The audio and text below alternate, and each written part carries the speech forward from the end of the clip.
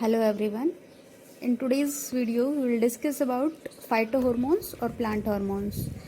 Plant hormones are basically naturally occurring organic chemicals which are present in plants which brings about chemical coordination in plants. हम कह सकते हैं कि phytohormones जो हैं वो ऑर्गेनिक केमिकल सब्सटेंसेस होते हैं जो प्लांट के अंदर प्रेजेंट होते हैं, जिनकी वजह से प्लांट के अंदर केमिकल कोऑर्डिनेशन का जो प्रोसेस है वो परफॉर्म किया जाता है. फाइटोहॉर्मोन्स जो हैं वो प्लांट में किसी एक पार्ट में सिंथेसाइज्ड होते हैं माइन्यूट क्वांटिटी के अंदर, थोड़ी सी क्वांटिटी में, और उनकी जो टारगेट साइट है वो कहीं और हो सकती है. मेजर जो प्लांट हार्मोन्स हैं या फाइटोहॉर्मोन्स हैं वो बेसिकली टू टाइप के होते हैं. One are growth promoters like auxin, cytokinin, gibberellin, ethylene etcetera. Whereas one are growth inhibitors like the ABA or the abscisic acid.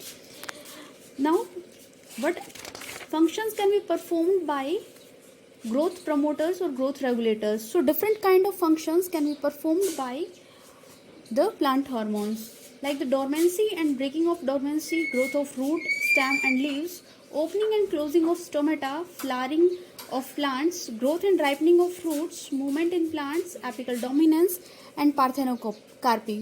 All the processes are performed by these phytohormones or plant hormones. So different phytohormones perform the different processes, like the growth promoters regulate the growth or enhance the plant growth in different sections, whereas growth inhibitor inhibit the growth in different plant parts. Ethylene is one of the gaseous plant hormone which is responsible for the ripening and maturation of fruits.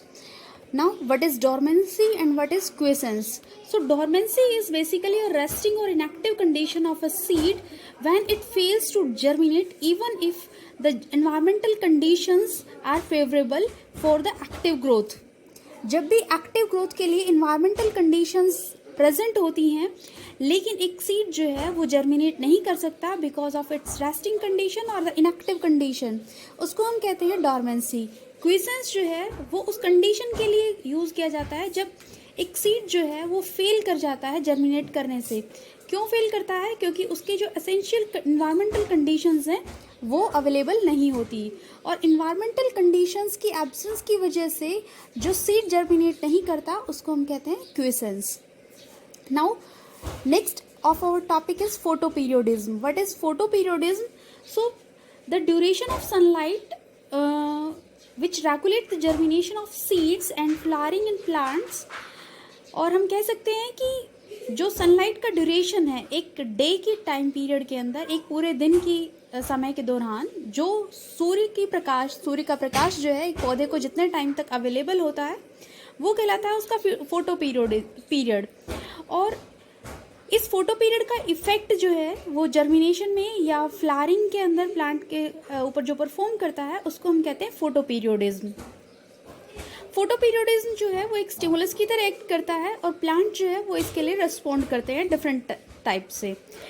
On the basis of photoperiodism plants can be classified as short day plant, long day plant and day neutral plants. Short day plant हम उनको कहते हैं जहाँ पर एक plant जो है वो फ्लावरिंग करता है जब एक क्रिटिकल डे लेंथ से शॉर्ट डे लेंथ अवेलेबल होता है. मतलब अगर हम एक पूरे 24 घंटे के पीरियड को 12-12 घंटे के पीरियड में डिवाइड कर दें तो अगर 12 घंटे की sunlight normal critical time period है तो उससे कम के टाइम पीरियड में जो प्लांट फ्लावरिंग करते हैं उनको हम कहते हैं short day plant. Long day plant जहाँ पर जो सनलाइट का ड्यूरेशन है वो more than the critical period अगर प्रेजेंट होता है तो उनको हम कहते हैं लॉन्ग डे प्लांट. और ऐसे प्लांट जिनके ऊपर फोटो पीरियड से फ्लावरिंग के ऊपर कोई अफेक्ट नहीं होता उनको हम कहते हैं day neutral plants. So this is all about the photoperiodism and the phytohormones. Meet in the next video. Thank you and have a good day.